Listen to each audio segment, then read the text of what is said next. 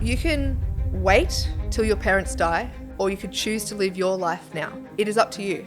Are you living your life, or are you waiting for permission? Let's find out. In this episode, let's dive deeper into what's stopping you from taking the first step. Welcome to Life by 8, your blueprint for living the most extraordinary life. I am Rebecca Grugan, your life architect on this journey to designing your ultimate life. If you are ready to level up using values levels, understanding yourself with the energetic blueprint, our 8 pillars to human wellness framework, this is for you. You are in the right place, so let's go. So it sounds harsh, doesn't it, to stop waiting for your parents to die? But here's the truth. Too many of us wait for a wake-up call to start living the life we want. We postpone our dreams, we delay tough conversations, and we miss out on creating meaningful moments or being ourselves, because for many people, they care too much about what their parents will think. So in this episode, I want to challenge you to rethink what you're waiting for and why you shouldn't wait for them to finally pass before you start to be yourself, or for there to be the loss to inspire your change. Today we're talking about living intentionally now. We'll discuss why waiting for your parents to die is not a great strategy for living a fulfilling life, and how you can take action in your relationships and your personal goals now. You can have those hard conversations that you may need to have, and how this mindset shift can transform your life. Because when we wait for life to force us into action or to finally be ourselves, we waste precious time. That is the one thing that we cannot control, and the thing we never know when it will end for us. So by being proactive, we can create a life that honors not only ourselves, but also those we care about the most. So this is about living fully with no regrets. There is so many conversations that I've had with clients who are waiting. You see, waiting isn't just about procrastination. It's about avoiding the uncomfortable. So whether it's waiting to chase a dream, waiting to heal a relationship, to be who we truly are, or waiting to set boundaries, we often put off what matters most. I have had many of these conversations where people are not taking action in their life out of the fear of what their parents will think. For example, in family relationships, you might think, I'll spend more time with my parents when I'm less busy. But life gets in the way and those moments slip through your fingers. Then all of a sudden, they're not here.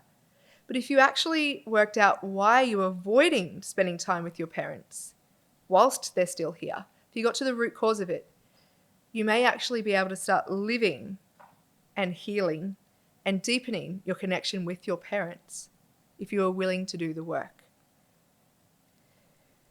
Another way of waiting is pursuing their dreams. They say like, I'll start that business someday, but that day never comes. And it's because your dad always spoke about getting a good job and staying loyal and you'll always have security. Well, I'm not sure about you, but is there such thing as security in employment anymore? Back in their day, and this is the thing, you have to have a look at different perspectives here. Back in the day, you could work for the same company for 40 or 50 years, retire, have a pension or a super account, and go into retirement comfortably. The thing is, do you know how many people lived their entire lives unhappy? They didn't like their jobs. They just did it because it was secure. So many of us have way more insight now that we don't have to just do things for that security, for that safety. The world is transforming, the world is changing. So if you want to start that business, you don't have to wait till dad's no longer here for you to do that. How do you have that conversation so that you can take that step, so you can do that and feel comfortable doing so without feeling like you're going against your dad's wishes? For many cultures, if you aren't a lawyer or a doctor, then you don't have any value. And so in those cultures, it's like, if you don't want to be those things, how do you have the conversation to allow yourself to become who you want to become? This is the work. This is what I mean about waiting till your parents die. You don't have to do this. You can have this now, but it's in the conversations. It's the willingness to go against the grain, even if they don't agree. And the thing is that when we wait and we don't heal these wounds, we might think that, we'll talk about that someday. But someday never actually comes. And the resentment builds, and then your parents die and you never get to have that conversation. And so often it's fear. Fear of rejection, fear of failure, or even fear of success. Waiting feels safer than taking action, but it comes at a huge cost. That cost is your happiness, your joy, your life. Living life on your terms as you are, with who you choose to be, all of those things. Generations before us grew up in situations or society where you were rejected if you weren't married, if you were gay, if you weren't in a religion. So many of their own experiences shaped who they became. And so you can wait till they're no longer here, or you could have the conversation so that you can start shaping who you want to become now, not later. And so some of those steps are: step 1, identifying what you're waiting for. So asking yourself, what am I putting off? Is there a conversation I've been avoiding, a goal I keep postponing? When you can recognize the areas where you're waiting, this is the first step to change. This is awareness. You have to have the awareness, like in our A4 process, awareness, acknowledgement. Step 2, understanding the cost of waiting. So that fear can feel completely paralyzing and that it's worth just waiting. But I want you to really think about what waiting is costing you. Are you losing time, connection, love, opportunities? For example, every day you delay spending time with your parents is a day you won't get back. Now, I understand there are some parents where the relationship is unfixable. Some of you don't have parents now. But the thing here is that if you want and desire a stronger, better, deeper relationship with your parents, it starts with having the conversations now. It starts with doing the work yourself to be able to hold different perspectives, their perspective, not just yours. And step 3 is taking small intentional actions. You don't have to overhaul your life overnight. You can start small. For example, I was working with a client and her parents were living in a different country. And one of the tasks I gave her was to call her parents, even if it was just to say hi. And the rejection of the idea, or the hesitation to do it, was like, do I have to call my parents? Do I have to call mom? It's like, you don't have to do anything. You don't have to. You can choose to. But anyway, she did the task. And a half an hour conversation completely changed 20 years of a story she was telling herself. 20 years, 2 decades, just by simply picking up the phone, calling her parents, her mum, with an intention. It changed everything. Because what she thought was what her parents thought is not what was going on for them at all. And so to hear their side of the story, to hear what it meant for them in this certain scenario, she couldn't believe the weight that was lifted off her shoulders. She couldn't believe that for 20 years she had thought things were a certain way, that they would think this of her. And she played that out because she thought that that's what they thought of her. She became that. And it created that tension and the confusion. But she called her parents and everything shifted in that moment. So just a simple call can literally change everything. Another step is to write down towards the dream you've been putting off, one step you could take today that would help you get out of waiting, that would push you through that fear. But what is one thing, even if it's just to research whether the business name you've had for 10 years in your mind is still available? What is the one step you could take today so that you can start to learn how not to procrastinate, how to go and lean into that fear? And maybe it's something that you can share with your parents. Maybe you'll be surprised about how they respond. And sometimes scheduling time with them so that and giving them a bit of insight into what you want to talk to them about can absolutely help make these transformative changes. So sometimes many of us, when we get on the defense, if somebody says something to us in the moment, we haven't built those skill sets up yet to be able to hold that perspective at the time. But by scheduling a coffee or a meal or time itself with the person you need to have the conversation with is something that can help both parties be less defensive and be open to hearing what each other has to say. And step 4, practicing gratitude and presence. So when you stop waiting, you actually start appreciating what you have right now.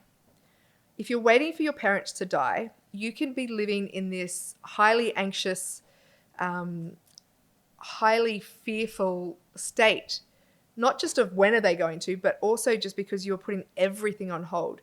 And if you're still doing this and you've got kids of your own, their lives are on hold until you start living yours. But this is where sometimes if you are not living your life because of your parents, your children can't live theirs because of you. Even though you likely want them to live the life because you're not, it's your actions that you're not taking that has them thinking that they can't either. So become grateful for the situation you've got, for the life that you have, because statistically for you to be born is huge in and of itself. But are you going to allow this fear, this misunderstanding, this whatever your parents showed up for you, whatever impact they had on you, are you going to continue to blame them, to externalize the responsibility of your life onto them? Or are you going to start taking responsibility now? Because it's this gratitude for the life that you have, your ability to appreciate what you have right now, that's where you can actually start to take the action. Because being present with the people in your life will allow you to see the opportunities that are in front of you instead of picturing or imagining or believing that your parents are actually in the way of those opportunities. You start to see opportunities and stop seeing your parents as the problem because you're taking responsibility. And gratitude can help with that. You see, the stories we've been telling ourselves without all the facts, they can impact our lives and the decisions that we make without us being aware of it. Changing your perspective and facing your own truth has huge benefits. I've touched on some of them and I want to go deeper on them. Stronger relationships. So imagine repairing relationships before it's too late, before they're no longer here. Now, in the coaching work that I do, we have processes where it's called a resource regression, and you can go back and you can do work on and relationships that are no longer here. However, it is so impactful that it doesn't have to wait until it's too late. You can do this now while they're here. You can start to create deeper connections and have fewer regrets. This is the impact doing this work can have. Instead of waiting till they're no longer here, imagine being able to love your parents, to see their perspective, to say what you mean and to do what you want with or without their permission, how empowering that could be for you. But also, dependent on the age of your parents, you doing what you want may actually model to them that they can too. Because maybe, just maybe, they had to wait for their parents, or they had to do what their parents told them to do. So that's what they did when they parented you. But you taking that step, you going first, you doing what you want to do with or without their permission, can inadvertently give them permission to start living their dreams, even in their 60s, 70s, or 80s.